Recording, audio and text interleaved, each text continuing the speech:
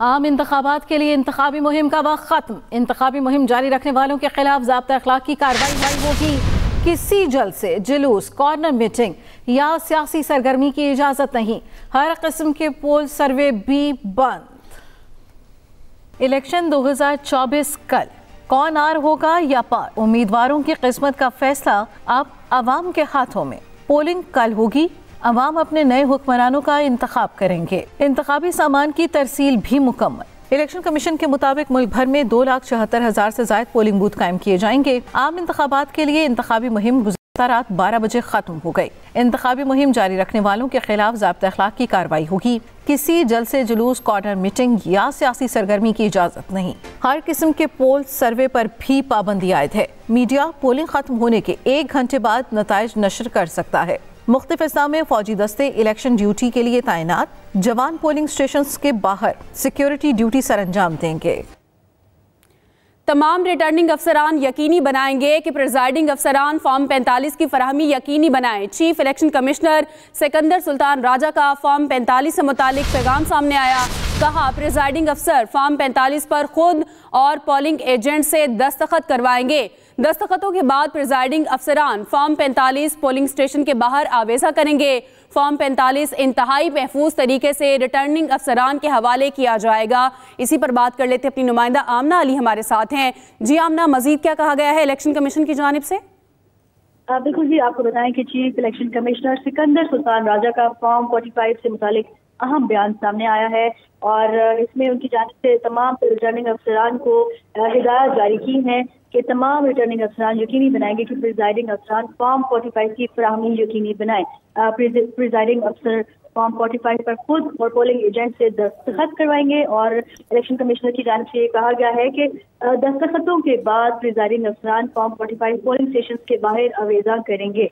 Form 45 इंतहाई महफूज तरीके से रिटर्निंग अफसरान के हवाले किया जाएगा। फॉर्म 45 से मुतालिक हिदायत पर अमल न करने वाले प्रिजाइडिंग अफसरान के खिलाफ सख्त कार्रवाई होगी। आमना, आप हमें अपडेट कर रही थी, शुक्रिया आपका। कोयटा के 12 हलकों के लिए इंतखाबी सामान की पोलिंग स्टेशन तक तरसील शुरू हो गई। कोयटा में इंतखाबी सामान की तरसील के लिए 3 पॉइंट्स बनाए गए हैं। इस हवाले से मजीद तफसीलात जानेंगे अपने नुमाइंदे मोहम्मद अकरम से। जी अकरम, इस हवाले से मजीद बताइएगा। हाँ जी बिल्कुल, मैं इस वक्त मौजूद हूँ खोजक रोड लॉ कॉलेज के बाहर।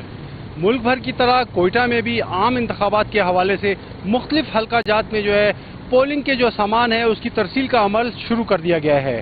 कोयटा के जो है तकरीबन जो है कौमी असम्बली के और बलूचिस्तान के 3 हल्का जात के साथ साथ जो है कौमी असम्बली के 3 हल्का जात और सूबाई असम्बली के 9 हल्का जात के हवाले से पोलिंग के सामान की तरसील का सिलसिला शुरू कर दिया गया है।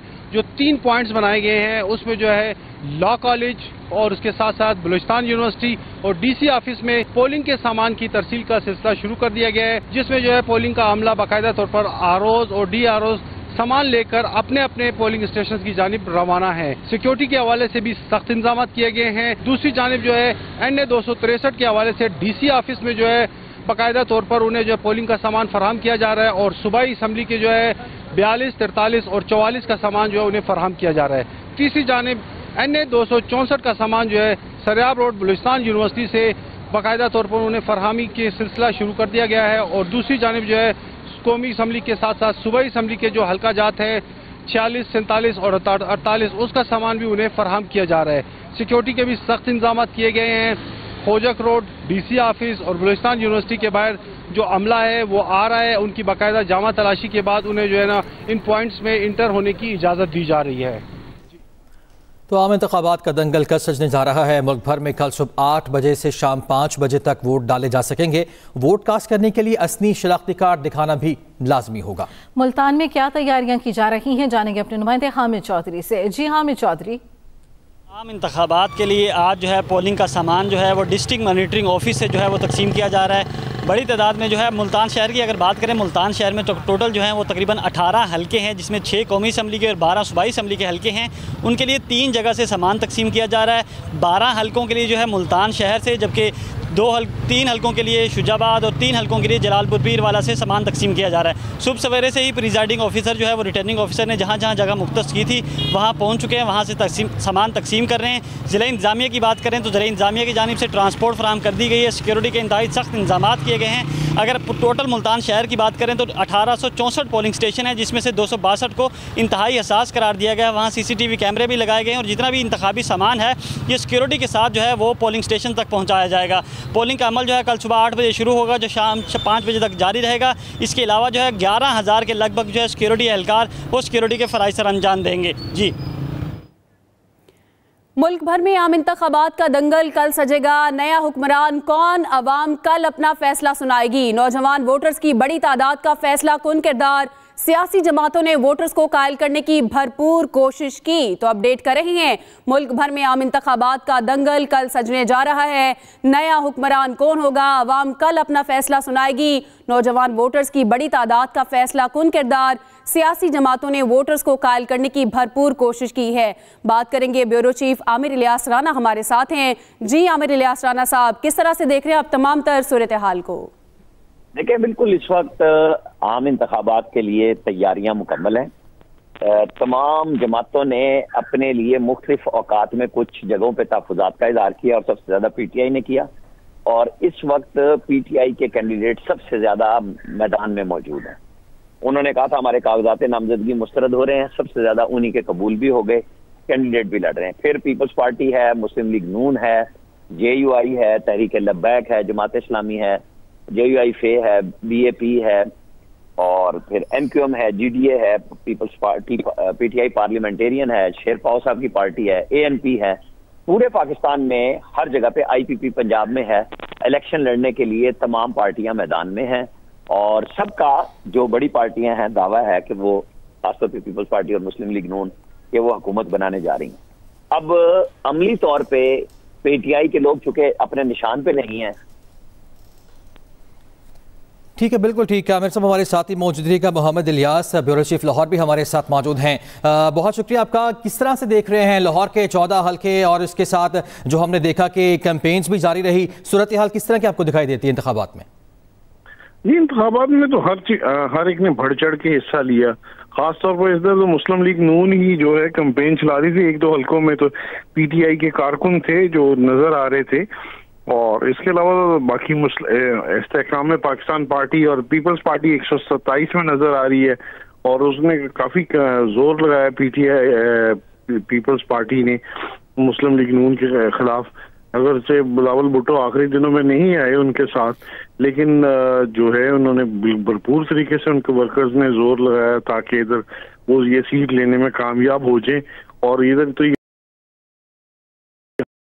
बांट रहे हैं इस हल्के में, तो यहाँ ये फिर हमला करने के भी आए शुआयद में लेके। जी, हमला भी हुआ एक दूसरे के पोलिंग स्टेशन वगैरह दफातर पर।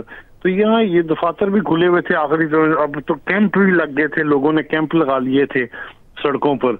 तो शहर में काफी गहमा गहमी थी सदर के इलाके में, अंदरून शहर में, ताकि वो अपने वोटर को कामयाब। जाहिर है जो भी अपने खोल रहे थे कैंप ऑफिसेस खोल रहे थे जो उम्मीदवार थे, तो उसको वो अंदर रैलियों की सूरत में जा रहे थे दिखाने के लिए। तो उसके बाद ये सूरत गहमा गहमी थी कल रात जो खत्म हो गई है। तो अब तो बस सिर्फ पोलिंग का इंतजार है कि पोलिंग के लिए कब होते हैं। अब ये है कि PTI के जो कारकुन हैं वो अपने लीडर ढूंढ रहे हैं कि लीडर कहाँ है, उनका कौन सा लीडर है। एक हल्के में 3-3 आजाद उम्मीदवार खड़े और हर कोई यही भी दावा कर देता है कि जी हम ही हैं।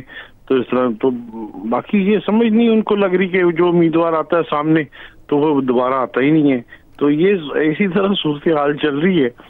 तो बाकी तो इनके लिए मैदान साफ नजर आ रहा है मुस्लिम लीग नून के लिए 14 हल्कों में, क्योंकि इनके काफी बड़ी तादाद में 1-2 दुक्का, क्योंकि जो प्रोमिनेंट नाम हैं राजा साहब हैं और लतीफ खोसा साहब, वो हैं इधर टफ टाइम देंगे क्योंकि डिफेंस के इलाके में उनका काफी जोर है उधर और काफी टफ टाइम देंगे क्योंकि उधर PTI का बड़ा वोटर निकलता है। बाकी दोनों शहर वगैरह में इसी तरह रहता है क्योंकि मिक्स ही है, क्योंकि इधर नून लीग के काफी ज्यादा गढ़ है। और बाकी दूसरे इलाकों में जो 127 है उधर भी काफी टफ कंपटीशन हुआ पीपल्स पार्टी और इसमें 128 हल्के में वैसे ही इस वक्त है। लेकिन एक चीज देखने में आ रही है कि जमात इस्लामी भी काफी जगह अपने कैंप लगा रही है और उनके वर्कर भी कैंप लगा रही है। आप साथ ही रहिए, ब्यूरो चीफ कराची भी हमारे साथ मौजूद हैं। फैसल, आप किस तरह से देख रहे हैं 2018 की इलेक्शन कैंपेन और अब 2024 है, कल दंगल सजने जा रहे हैं, तमाम जो कैंपेन है उसको आप किस तरह से देख रहे हैं? जो कराची में एक रिवायती गहमा गहमी होती है जो माजी के इलेक्शनों में रही है, वो इस दफा में जो है वो देखने में नहीं आई। तो दो जमातें इस वक्त इलेक्शन में आजादाना माहौल में भी हिस्सा ले रही हैं, तो उनकी वो एक रिवायती गहमा गहमी से जो है वो कराची जो हमें तो महरूम नजर आता है। लेकिन ये गुमान किया जा रहा है, ख्याल किया जा रहा है कि कल कराची में लोग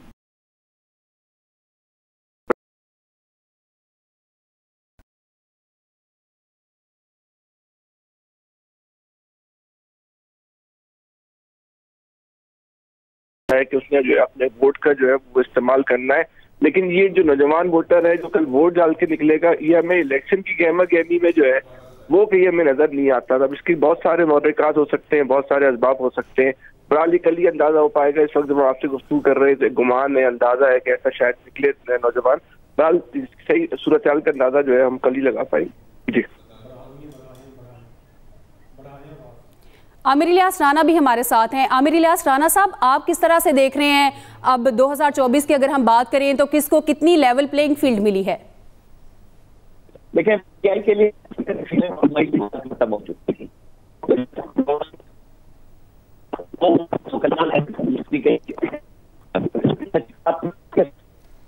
आमिर, आप हमारे साथ ही मौजूद रहेगा। आपकी आवाज़ हम तक सही नहीं पहुंच पा रही है। फैसल हुसैन कराची से हमारे साथ मौजूद है। फैसल, आपसे ये भी जानना चाहूँगा कि आवाम की अगर बात की जाए तो जोशो खरोश किस तरह का देखा जा रहा है कराची में और ख़ास तौर पे पूरे सिंध में? ये बताएगा कि दावे तो तमाम पार्टीज ही कर रही हैं, किस हद तक आपको लगता है कि कामयाब हो पाएंगी वोटर को घर से निकालते हुए और वोटर घर से निकले और वोट डालने में कितनी कामयाबी हासिल होगी?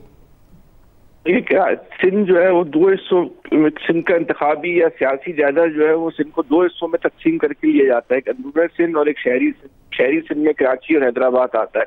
जो अंदरूनी सिंध है उस पर तो ये बात गालिब है कि वहाँ पीपल्स पार्टी जो है वो कसरत राय से जो है, बल्कि बहुत वाज़ेह अक्सरियत से पीपल्स पार्टी जो है वो कामयाब हो जाएगी। और वो इतनी बड़ी सीटों इस पर तनासुब ऐसा है, वो जो कामयाबी हासिल करती है सिंध में, अंदरूनी सिंध की पार्टी, वो सिंध में हुकूमत बनाने में कामयाब हो जाती है। तो ये पीपल्स पार्टी की जो सिंध में हुकूमत बनती भी जो है वो नजर आ रही है। लेकिन ये कराची हैदराबाद के बारे में जो गुफ्तगू है उसमें क्योंकि इतनी जो गहमा गहमी हमें रिवायती जो है नजर नहीं आई। जिन लोगों ने भी कोशिश की, कैंपेन चलाने की कोशिश की, अच्छी कैंपेन चलाई है, लेकिन हम इस बारे में कोई वसूख से कोई बात नहीं कह सकते कि कराची का जो वोटर का जो मिजाज है वो किस तरफ जो है वो जाएगा। क्या जिनको, और दूसरी बात ये बात जो कराची पूरे पाकिस्तान के इलेक्शन के हवाले से बहुत ही क्योंकि मतनाज़ा गुफ्तगू की जा रही है, अब ये भी एक सवाल है कि वोटर जिसको वोट देगा बाद में नतीजा भी क्या उस उम्मीदवारों के हक में निकलेगा या नहीं निकलेगा। बहुत सारे सवालात हैं जो सिलेक्शन से पहले जो उठाए गए। इन सवालात का जो जवाब है वो हम अभी देने से काफी रहें, इनका जवाब तो रिजल्ट आने के बाद ही जो है वो जो है दिया जा सकेगा। कराची की सियासत में जो बयानिया सबसे ज्यादा जो है मारूफ रहा है, बल्कि अब तो पूरे पाकिस्तान की सियासत में सबसे ज्यादा मारूफ रहा है, वो ये कि बात हो गई है, कि बस बात हो गई है। बिल्कुल ठीक है। फैसल हमारे साथ ही मौजूद रहेगा। ब्यूरो चीफ कोयटा रजा और रहमान भी हमारे साथ मौजूद हैं। रजा, आप बताएगा, थ्रू आउट कैंपेन हमने देखा कि 23 दिन की पूरी पार्टीज की जानिब से चलाई गई। बलूचिस्तान में ओवरऑल सूरत हाल क्या रही और स्पेशली कोयटा की बात की जाए तो किसका पलड़ा आपको भारी दिखाई देता वहाँ पे? जी देखें, जो बलूचिस्तान में कुछ गुज़िश्ता एक हफ्ते से मुख्तलिफ इलाकों में बदअमनी के जो वाक़यात हुए हैं, दस्ती बम हमले और फायरिंग वगैरह के, उसकी वजह से तो काफ़ी कैंपेन पर और इंतखाबी सरगर्मियों पर काफ़ी असरात मरतब हुए हैं। और इस हवाले से ये है कि बलूचिस्तान में किसी भी मां सवाए पीपल्स पार्टी के किसी जमात ने, जो कौमी जमातें हैं उनमें से किसी जमात ने, जिसमें मुस्लिम लीग नून है या जमीयत उलमा इस्लाम है, उसने कोई बड़ा जलसा, इंतखाबी जलसा नहीं किया और ना ही इतना कोई बड़ा इज्तिमा किया, अवामी इज्तिमा। जबकि कॉमपर्स जमातें, नेशनल पार्टी, BNP पश्तूनख्वा मिली अवामी पार्टी और BNP अवामी और ANP वगैरह के जो है वो जलसे जुलूस होते रहे हैं और रैलियां भी निकलती रही हैं। जबकि तहरीक इंसाफ के जो आज़ाद उम्मीदवार यहाँ पर खड़े हैं मुख्तलिफ हलकों में आज़ाद हैसियत से, सिब्बी में उनकी एक रैली थी और उस रैली और कोयटा में रैली पर जो है जो सिब्बी की रैली थी उसमें धमाके की वजह के बाद जो है वो उनकी सरगर्मियां वहां पर बिल्कुल खत्म होकर रह गई, जबकि कोयटा में उनकी रैली के ऊपर जो है वो पुलिस वगैरह और इस तरह की कोई चीजें हुई, तो उसके बाद से ये रैलियां भी नहीं हुई। तो इंतखाबी सरगर्मियां जो हैं वो मां सवाए पीपल्स पार्टी के एक दो बड़े जलसे, जैसे बिलावल भुट्टो ने डेरा मुराद जमाली में जलसा किया और फिर खुशदार में जलसा किया, जबकि आसिफ अली जरदारी ने गवादर और हब में जलसे किए। तो उसके अलावा कोई इतना कोई खास इस किस्म की सरगर्मियां देखने में नहीं आई। सही, मोहम्मद इलियास भी हमारे साथ मौजूद हैं। इलियास, आप किस तरह से देख रहे हैं, कितनी जो है वो कैंपेन चलाई गई है? हमारे ब्यूरो चीफ हमारे साथ मौजूद हैं, उनके पास भी उनसे मजीद भी बात करेंगे। नाज़रीन, अभी आपको बराह रास्त ले चलते हैं। इलेक्शन कमिश्नर पंजाब इस वक्त मीडिया से बात कर रहे हैं। बड़ी एक्सरसाइज है, इतना बड़ा काम है, कौमी खिदमत है, जाहिर बात है। तो हमारे जो इम्पोर्टेंट स्टेक होल्डर्स है, पॉलिटिकल पार्टीज और कंटेस्टिंग कैंडिडेट्स, उनको भी मैं मैसेज देना चाहूँगा कि फ्री, फेयर, ट्रांसपेरेंट और पीसफुल इलेक्शन कंडक्ट कराने में अपना किरदार अदा करें और पोलिंग डे पर इलेक्शन कमीशन ऑफ पाकिस्तान के ज़ाब्ता अखलाक पर मुकम्मल पासदारी करें और उनकी तरफ से कोई भी ऐसी बात या कोई भी ऐसी चीज़ नहीं होनी चाहिए जिससे हमारे स्मूथ कंडक्ट में रिकॉर्ड पैदा हो। और मैं वाजे कर दूं इन तमाम पॉलिटिकल पार्टीज को, इन कंटेस्टेड कैंडिडेट को कि अगर किसी ने भी कोई ऐसा प्रोसेस किया, कोई ऐसी बात की जिससे हमारे इस हिस्से में रिकॉर्ड पैदा हुई, तो एक्शन बिल्कुल होगा। स्पॉट वेरिफिकेशन पे एक्शन होगा। प्रिजाइडिंग अफसरान को, रिटर्निंग अफसरान को फर्स्ट क्लास बेस के पावर दिए गए, पुलिस भी मौजूद है और पाकिस्तान आर्मी की खिदमत भी है हमारे साथ और उनकी जिम्मेदारी ये है कि लॉ एंड ऑर्डर सिचुएशन को कंट्रोल करें। तो मैं आपके चैनल के थ्रू ये मैसेज सबको पास ऑन कर रहा हूँ। साथ साथ वोटर्स को भी मैं ये जो है वो एडवाइस करता हूँ, उनसे रिक्वेस्ट करता हूँ, अपील करता हूँ कि देखें, हमने मुकम्मल इंतजाम किए हुए यहाँ पे, इलेक्शन प्रोसेस बहुत अच्छा जाएगा और पोलिंग स्टेशन पर एक अच्छा माहौल होगा।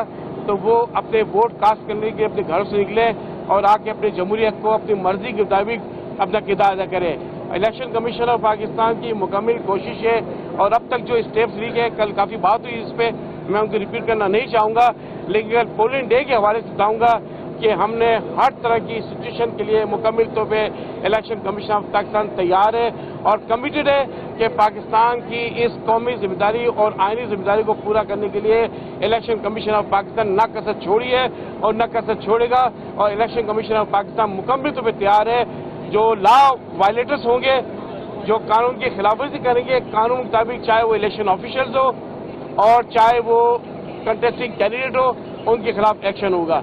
बस यही बात मैं आपसे करना चाह रहा था। आप इस पूरे प्रोसेस को देखें और कल पोल डे को भी देखें। मेरा ऑफिस भी ओपन है, हमारे कंप्लेंट सेंटर भी है, मॉनिटरिंग रूम भी बने हुए हैं, आप डायरेक्ट मुझसे शिकायत कर सकते हैं। और साथ ही बात और बताना चाहूँगा कि कल हमने लाहौर में जो टाउन हॉल है वहाँ पे एक हमने मीडिया वॉल भी लगाई है ताकि आपको रिजल्ट की जो सिलसिला है वो आपको लाइव पूरे पंजाब का मिलता रहे।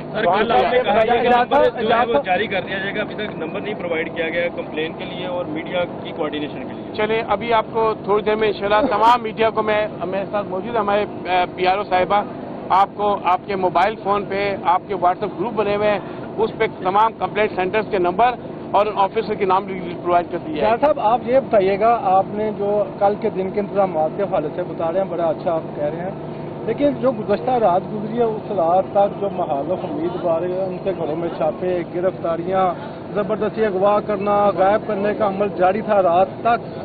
तो उस वक्त इलेक्शन कमीशन आप कहाँ थे? आपको ये नजर नहीं आ रहा कि पार्टी को लेवल प्लेइंग फील्ड नहीं मिल रही और उनको दबाया जा रहा है पुलिस के जरिए, रियासती ताकतों के जरिए? तो इस पर इलेक्शन कमीशन क्या इकदाम? आपने अभी बात की है, देखें मैं तो आज डिस्प्ले सेंटर पे आऊँ प्रोसेस देखने। आपने अभी जो बात की है, मैं अपने ऑफिस में मौजूद हूँ, कल भी मौजूद था और रात कल हमारी बल्ब ब्रेकिंग हुई थी।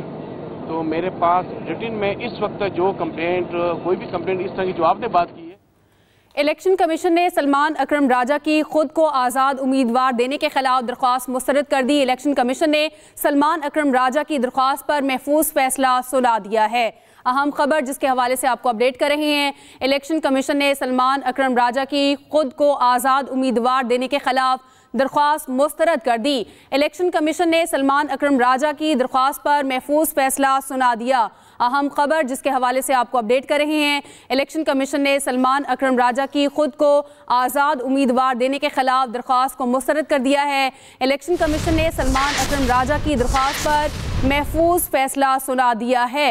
अहम खबर आप तक पहुंचा रहे हैं, इलेक्शन कमीशन ने सलमान अकरम राजा की खुद को आज़ाद उम्मीदवार देने के खिलाफ दरख्वास्त को मुस्तरद कर दिया। न्यूज़ स्टूडियो सब तक के लिए आप बाखबर रहने के लिए विजिट कर सकते हैं हमारी वेबसाइट express.pk। तो देखते रहिए एक्सप्रेस न्यूज़ और रखिए हर खबर पर नजर।